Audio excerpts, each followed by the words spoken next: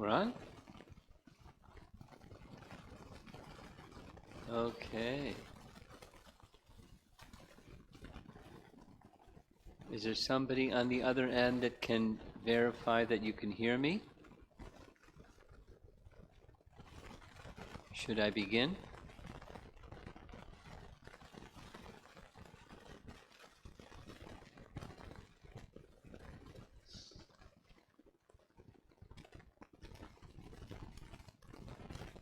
Should I begin without verification? Huh? Nama Om Vishnupadaya Krishna Prasthaya Bhutale Srimate Bhaktivedanta Swami Niti Namine Namaste Saraswate Devi Gauravani Prachadine Nirvishesha Shanyavadi Paschatya Satadine Jaya Shri Krishna Chaitanya Prabhu Nityananda Shri Advaita Gadadhar Shivasadi Gaura Bhaktivinoda Hare Krishna Krishna Krishna Hare Hare Hare Rama Rama Rama Hare Hare. Shri Krishna Janmastami Maha Mahotsav Ki Jai.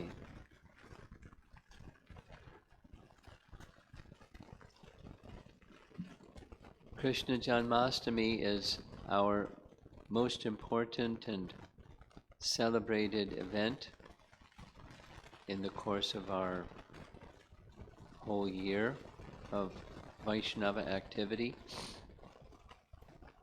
It's so important because it marks the appearance of the original personality of Godhead, Krishna,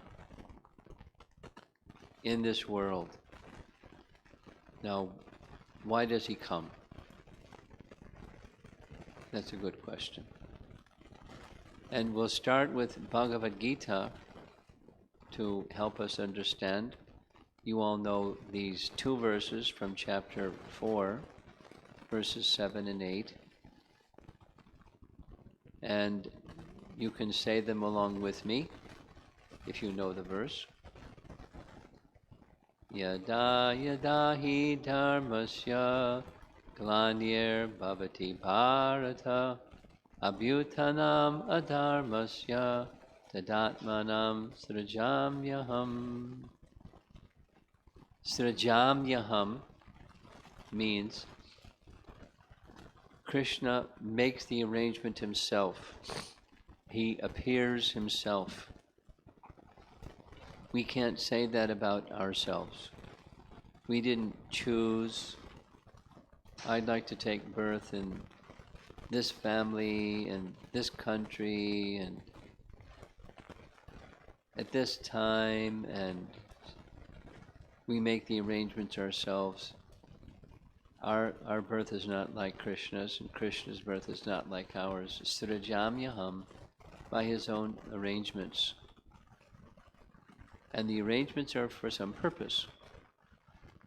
And the purpose is when there's discrepancy in the practice of Dharma, the exercise of Dharma.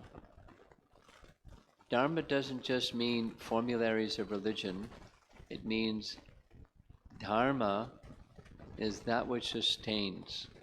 It's the very essence and nature of the living entity. Eternally, the essence and nature of the eternal living entity, that's Sanatan Dharma. And that Sanatan Dharma is to serve the source of everything, the Supreme Master. In this world, we're all serving some masters. And Sanatan Dharma is to serve the eternal Master eternally. That's the function or the activity of the soul. And when there's discrepancy in that carrying out of Sanatan Dharma, Krishna appears. That's the purpose, in a broad sense. In the very next verse, again, you can recite this verse along with me if you know the verse. He gives 3 reasons. Paritranaya sadhunam vinashaya chaduskritam dharma samsthapanarthaya sambhavami yuge yuge. Janmashtami would be incomplete if we didn't recite that verse. 3 reasons, 3 purposes: to protect the devotees, to relieve the earth and the devotees on earth of the influence, undue influence of demoniac personalities, vinashaya chaduskritam, and to restore the principles of Dharma, which there was discrepancy in. Dharma shaglani. Dharma sangstha, to establish or restore the principles of Dharma. So those 3 reasons, whenever the Lord appears, those reasons are His reasons and those functions are carried out, without exception. Now that's Bhagavad-Gita's explanation. Now let's go quickly to the graduate study of Bhagavad-Gita. Prabhupada called the Bhagavatam the graduate study of Bhagavad-Gita. And what does Srimad Bhagavatam say? So some of you that are familiar, I know some of you in Naperville, you have Srimad Bhagavatam set in your home. So those of you that have begun reading it in your reading groups, or however you're studying it, you'll know that in the first 3 chapters of Canto 1, there's 6 questions in chapter 1 and 6 answers in chapters 2 and 3 that set the tone for the entire Srimad Bhagavatam. And one of those 3 questions is this one: the reason for the Lord's appearance in this world. Now we know what those 6 questions and answers are, compliments of Jiva Goswami, because he's defined it in his writings. But the third of the questions is found Canto 1, Chapter 1, text number 12. It's made as a statement, but it's actually a question. You know for what purpose the personality of Godhead appeared in the womb of Devaki as the son of Vasudeva. So the sages want to know, what is that purpose for which the Lord appears? And an answer is supplied to that question by Sutta in Canto 1, Chapter 2, text 34.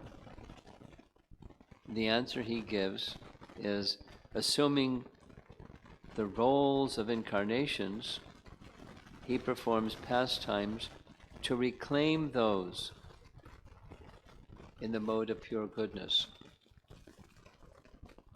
Now the Srimad Bhagavatam appears after Krishna's departure from this world, and which means Kali Yuga has already begun.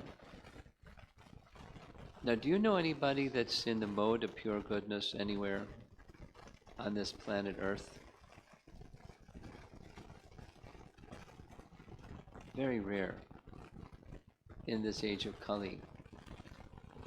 And Krishna appears just at the end of Dwapara Yuga and disappears just before the beginning of Kali Yuga.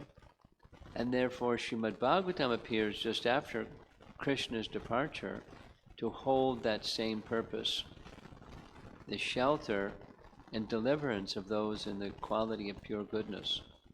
That's the Pritranaya Sadhunam.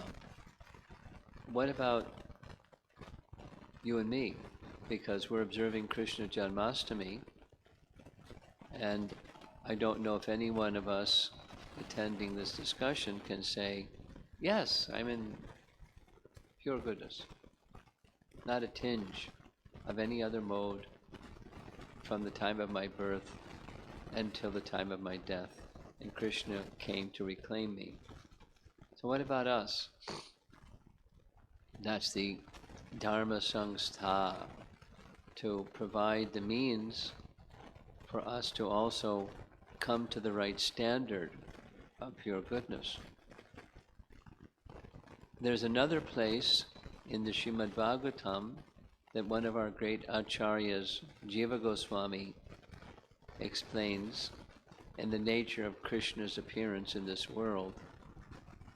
It's in a writing called Krishna Sandarbha. Jiva Goswami takes a verse from Canto 5,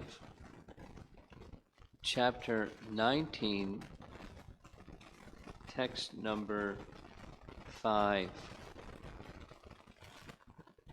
And in that text number 5, he describes the purpose of Lord Ramachandra's appearance. A little background for those of you that like to understand the structure of Srimad Bhagavatam. In the last 12 chapters of Canto 5, it gives a description of Vedic cosmology. And chapter 19 falls within that Vedic cosmology chapter. And in that chapter 19, it's describing the central part of Bhumandala. Those of you that know Gayatri Mantra, Bhur, Bhuvar, and Svargaloka. Those are 3 of the 14 planetary systems.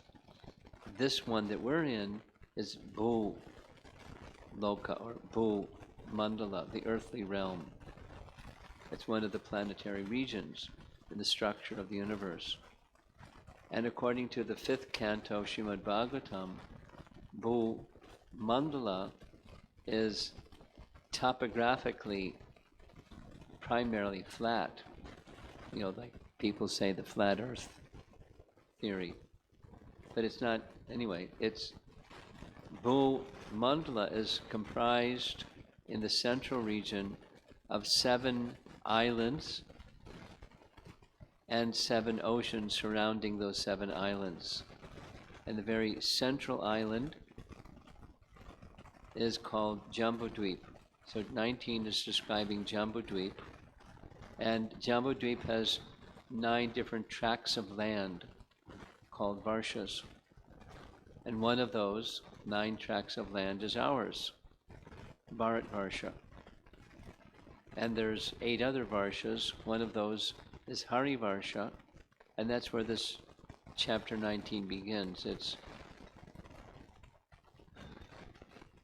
Hanuman, who resides in Hari Varsha, giving a description of Lord Ramacandra.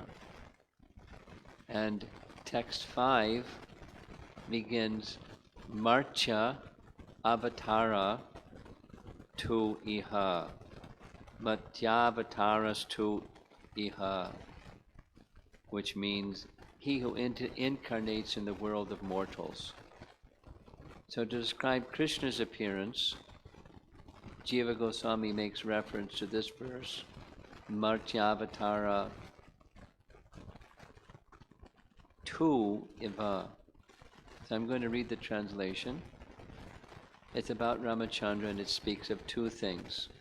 Not just killing of demons, which we found in Bhagavad-Gita, not just killing of demons, but there's another purpose. So let's hear what the Bhagavatam says. Hanuman speaking.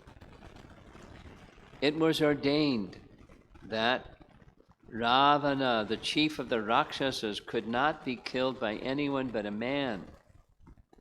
And for this reason, Hanuman says, Lord Ramacandra, the Supreme Personality of Godhead, appeared in the form of a human being. Lord Ramachandra's mission, however, was not only to kill Ravana, but also to teach mortal beings that material happiness centered around sex life or centered around one's wife is the cause of many miseries. He is the self-sufficient Supreme Personality of Godhead, and nothing is lamentable for him. Therefore, why else could he be subjected to tribulations by the kidnapping of Mother Sita?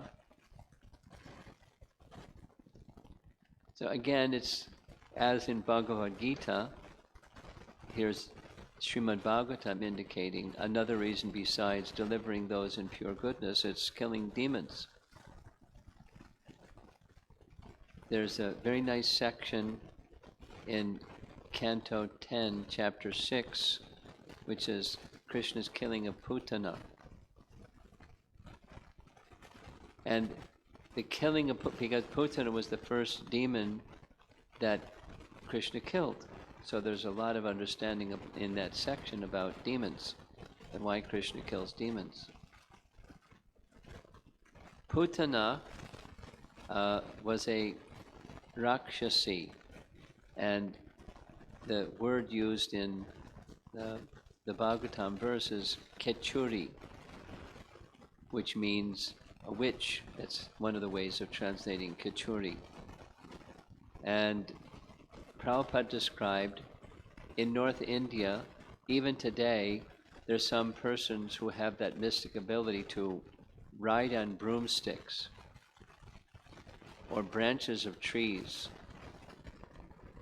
Now I believe that's part of the Harry Potter story, is that they knew how to ride on broomsticks and they had their broomstick wars. But it's, that's a storybook, but there are such people, and Putana was one of them. She was a witch. And her specialty was killing little babies. In the Vishnu Purana, it describes her program. She had the ability, among other things, to assume any form she wanted, and one of her favorite forms to assume was a very beautiful woman, very nicely ornamented, very nicely dressed, very pleasing to the eye. And her program was she would go in the middle of the night, knowing where children were, and when the parents were asleep, she'd go to the little children and suckle the little children with poison on her breast and kill them. And the parents would wake up with a dead child in the home. And that was her thing.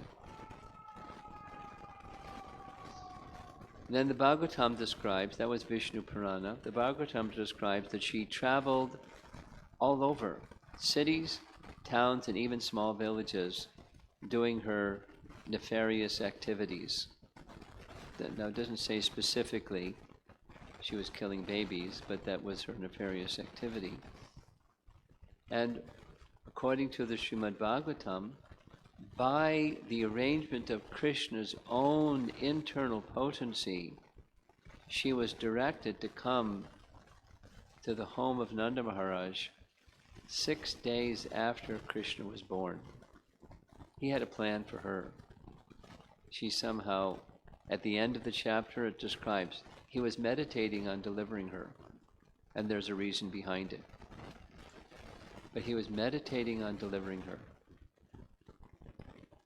And so she was sent to their home. And she didn't go at night, she went in the middle of the day. And in homes, cultured people's homes in India, have this arrangement where the men's quarters are on the outside. There's the living quarters, there's the men's quarters, and the women's quarters are in the inner chamber. And that's where Krishna was. And he was alone by providential arrangement. And in comes Putana. And without the detail, everybody in Vraja saw her, everyone that did see her, and even Nanda and Jasoda, when they saw her, they thought she's the goddess of fortune because she was so exquisitely beautiful, and there's detailed 7 different points of how she was ornamented. And her features, including holding a lotus in her hand, they thought, I mean, you imagine you have a 6-day-old child in your home, and a stranger comes walking in the house, heading right for where the child is. What are you going to do? 911. But they didn't do anything by Krishna's arrangements of his internal potency and how she was decorated and their impression of her. And she went straight away to the place where Krishna was resting, sleeping. There's a detail, there's many details in the Bhagavatam. When Krishna saw her, he closed his eyes. Now, one of the names of Lord Narayana is he never closes his eyes. Even when he's in Yoga Nidra, Mahavishnu is in Yoga Nidra, he doesn't have his eyes closed. He's not asleep. He's in Yoga Nidra. Eyes never closed. It's one of the names of the Supreme Lord. But Krishna closed his eyes, and there's multiple explanations. Vishwanath Chakravarti Thakur gives 5 different explanations of why Krishna closed his eyes. But Krishna closed his eyes, but she saw him.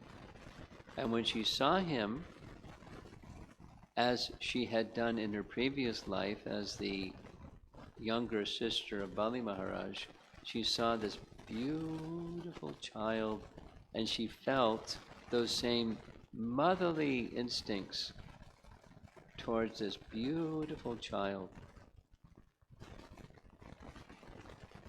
And she wanted to kill him. And that very verse says, when she saw him, he didn't see her, and of course, he doesn't need to open his eyes to see her, but she saw him, and she didn't see Bhagavan. She didn't feel ecstasy just seeing him, as others who weren't demoniac, like Duryodhana was demoniac, and the demons that came to Braja were demoniac. They could only see the external feature of his form, but they couldn't see who he really was. But one thing she did see, the phrase in Sanskrit is asat antakam. It says, Putana could understand that this child was not ordinary, but was meant to kill all demons. Asat antakam means he doesn't hesitate to kill demons. Krishna came to kill demons. And he certainly knows she's one. She's number one, the first one. And he didn't hesitate to kill her. So that's one of the reasons of the Lord's appearance. He comes to kill demons, or kill demoniac sinful mentality, and convert the sinful mentality into pure mentality. But those that are incapable and unwilling, he annihilates them. And when he annihilates them, they achieve liberation. Not only liberation from their reactions of their sins, but they achieve liberation, sayuja. Or, in Putana's case, more, because Krishna's intention in having her come was to give her more than liberation because of her previous life. Because this question comes up with Putana. I'm going to say it anyways because somebody will ask it if I don't say it. Who was Putana in her previous life? The sister of Bali. When she saw little Vamana, she felt, she didn't say, But within her heart she felt motherly affection and prayed to the Supreme Lord, if I could, in my next birth, if I can have a child like this, I can be his mother. And Vamana blessed her, so be it, in your next life. Now, Krishna wasn't the child of Putana, but she was coming as if mother, the nurse. She came with that previous life's mood, and so Krishna wanted to give her that fulfillment of Vamana's benediction. After all, Vamana was who he was in his previous life too. That's described by Krishna at the time of his birth to Vasudeva and Devaki. As Sutapa and Prishni, you underwent austerities, long time, to get a son like me. And I came to you in this very form and said not only one lifetime, but 3 lifetimes. And one of those was as Vamana. So he already gave his commitment to her in your next life. So he brought her there, although she's a demon. And how did that demon part come in? Because when she, Bali's sister, saw Vamana tied up in rope like a criminal, although Bali surrendered everything, she was very angry. She was really attached to her brother, and she'd been mistreated. Her mood was, I want to kill this boy. So that's where the demoniac birth came. She's from the family of Daityas anyways, but she was more like her brother than the rest of the Daitya clan. But that's where she became Putana. And Krishna wanted to take her to the spiritual world to be with Mother Jasoda. So he overlooked her diabolical purpose and accepted her service, as tiny as it is, and despite the bad parts. That's the merciful nature of Krishna. So back to Canto 5, Chapter 19, Text 5.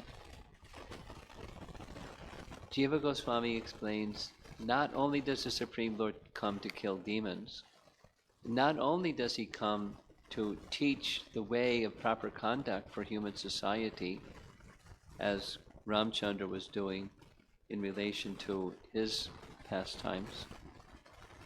Jiva Goswami says there's yet another reason. Those other reasons, they're secondary, and the primary reason is his personal reason.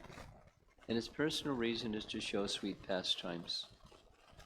Again, this attracting the hearts and the minds of us on Krishna Janmashtami to worship Krishna, remember Krishna, identify the very loving and affectionate way that Krishna would engage with his devotees, and even those who are not, to deliver them from their predicament of life.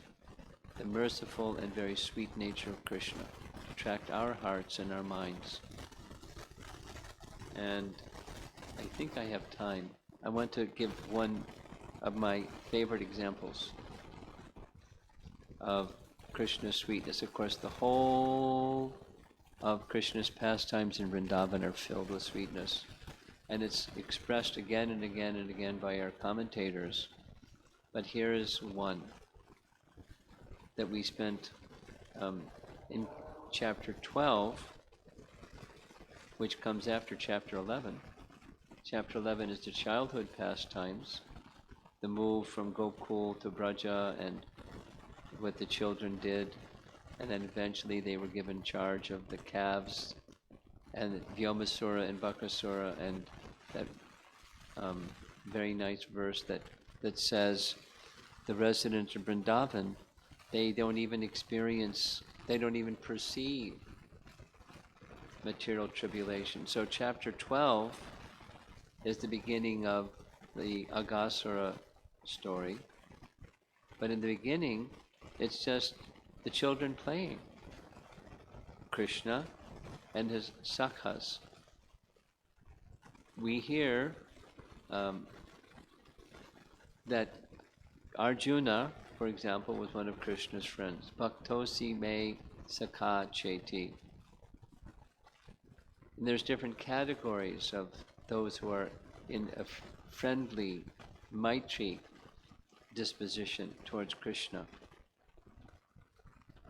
And rather than going into the detail, there's layers. But the sakhas, like the cowherd boys, their function with Krishna is just playing.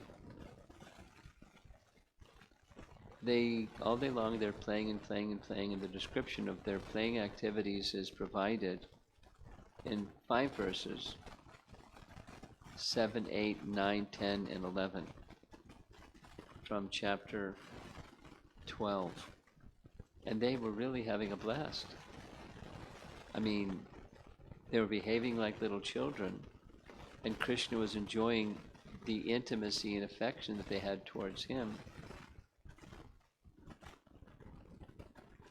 Sometimes, this kvachit, sometimes and sometimes and sometimes, they would do different things.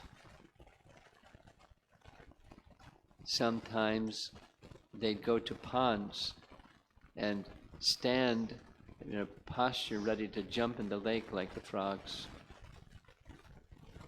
Sometimes they would see their reflection in the pond and they would make funny faces and then laugh. And sometimes they would call down a well and hear the echo back and curse the voice, saying, "You're dead! How dare you?" and laugh. Sometimes they would imitate the sounds of the animals or the dancing of the peacocks, or sometimes they would grab the tails of the monkeys in the trees, and the monkeys would scream, and they would scream back at the monkeys, and then sometimes they would swing from the trees imitating the monkeys, and on and on and on, and they were just playing and playing and playing.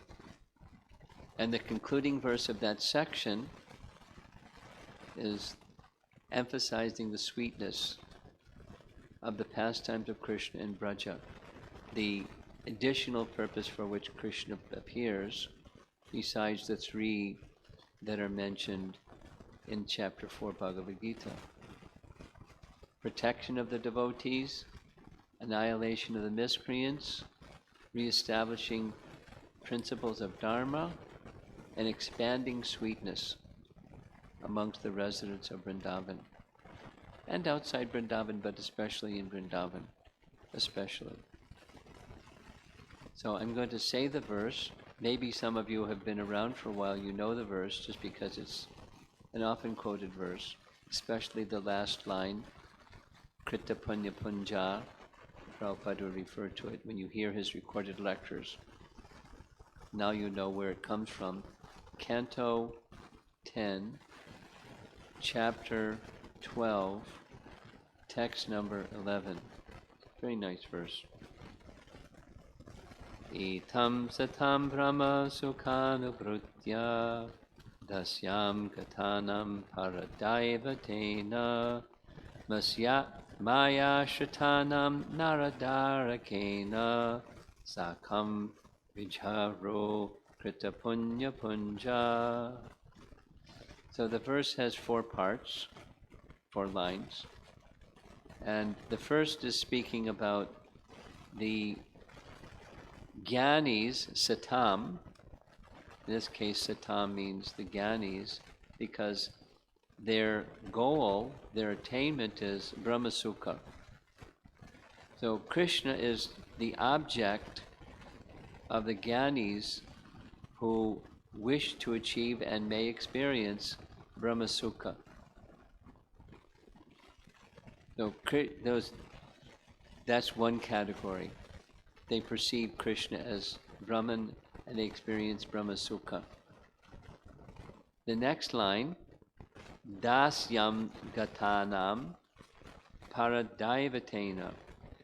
Paradaivatena. They worship the personality of Godhead in Dasya rasa or dasya bhav. Servants of the Supreme Personality of Godhead, they may experience Him in His personal feature, His Bhagavan feature. The third line is Mayashrita. Ashrita means taking shelter, and we all know what Maya means. Those who have taken shelter of Maya, when they see Krishna, what do they see? They see He as an ordinary person. So some see Brahmasukha, some see Bhagavan, the personality of Godhead, trying to serve Him. Some see an ordinary person, those that are covered by illusion.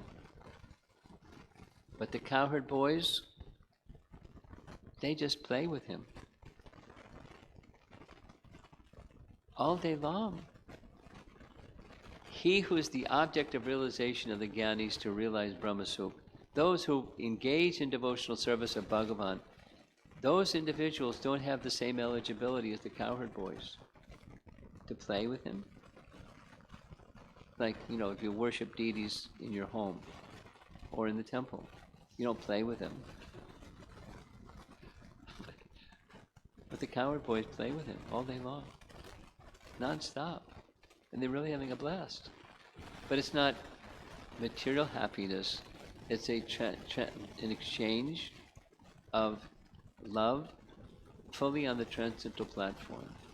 And so he concludes, Krita Punya Punja. The speaker is Shukadeva Goswami, having described how they engage. The Acharyas tell us Shukadeva Goswami is feeling ecstasy. And he's just like, wow. These cowherd boys are out of sight. How can we properly describe Krita Punya Punja? What previous activities did they perform to have this opportunity, just playing like little boys, playing with the personality of Godhead? The explanation is, it's not the pious activities being mentioned here, is not the worldly piety. The Vedic tradition says digging wells and planting trees by the side of the road. Or the modern one is opening schools and hospitals and doing philanthropy. And that's punya.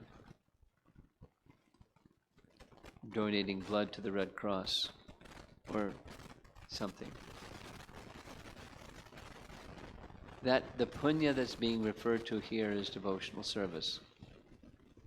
There's categories of punya. Punya that increases material prosperity, punya that connects one with the impersonal feature, and punya that connects one directly with the personality of Godhead.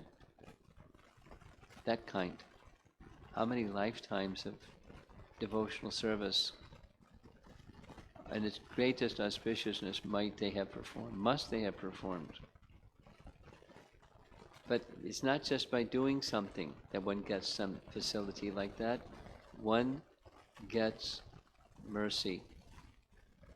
Krishna extends His merciful lotus feet to those who have association with those who have that intimate association with His lotus feet. One gets eligibility to enter into Vrindavan by association and mercy of those who are immersed in Vrindavan service.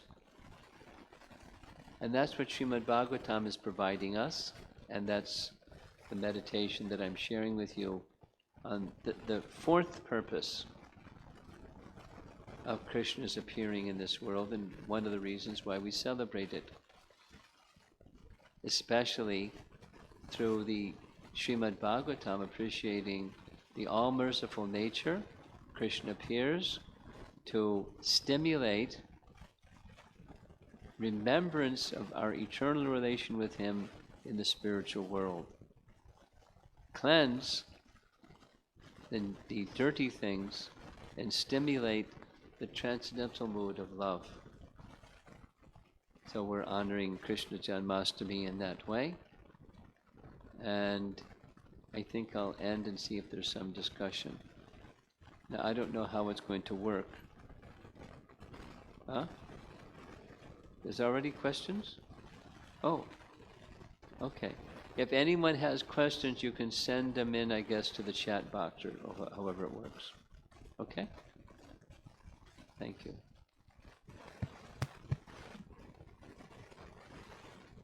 This is from Shashireka Mataji.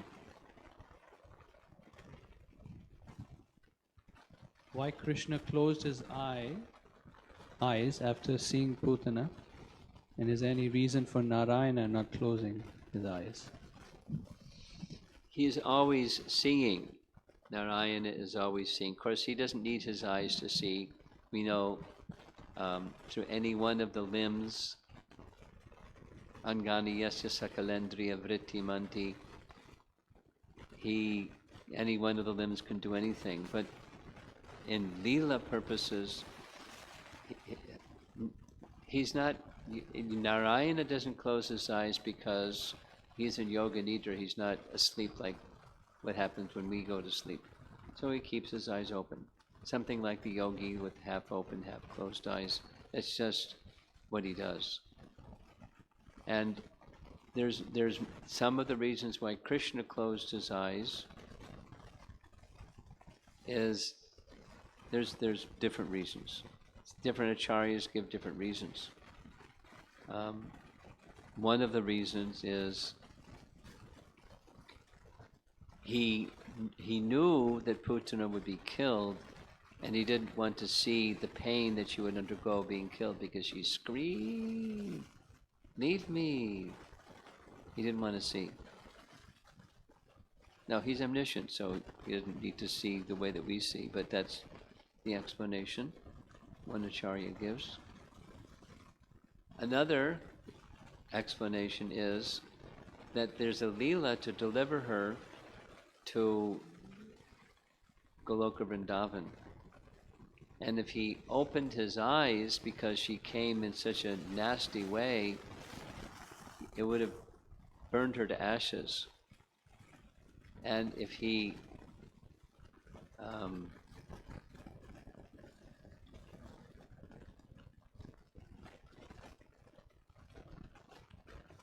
the other is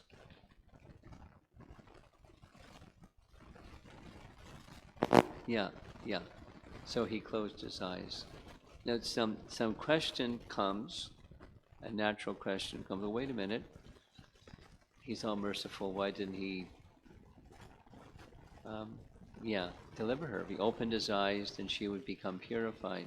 So why didn't he keep his eyes open? And the reason was he wanted to do more than purify her, wanted the pastime of taking her to the spiritual world.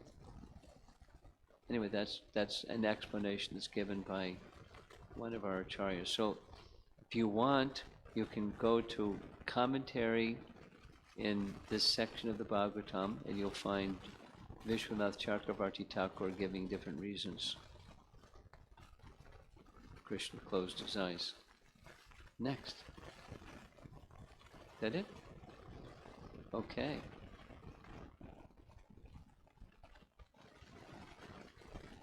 So, I see a Happy Janmashtami sign over there.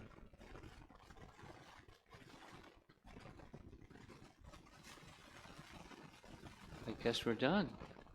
Thank you very much, Srila Prabhupada. This is from Ajit Gandhi. Oh, hi Krishna Jit. My question is similar to a few yogis that practice Yoga Nidra. Did Srila Prabhupada ever do that? Well, yogis didn't practice Yoga Nidra. It's Mahavishnu who's in Yoga Nidra. The yogis that practice yoga, as we find in chapter 6 Bhagavad-Gita, eyes half open, half closed, staring at the tip of the nose. So are there yogis that can do that? Yes. And did Prabhupada do that? No. Why did Prabhupada not do that? Because he wasn't doing that type of yoga, he was doing bhakti yoga. So he didn't do that type. Okay. Well, thank you. Hare Krishna. Srila Prabhupada ki jai.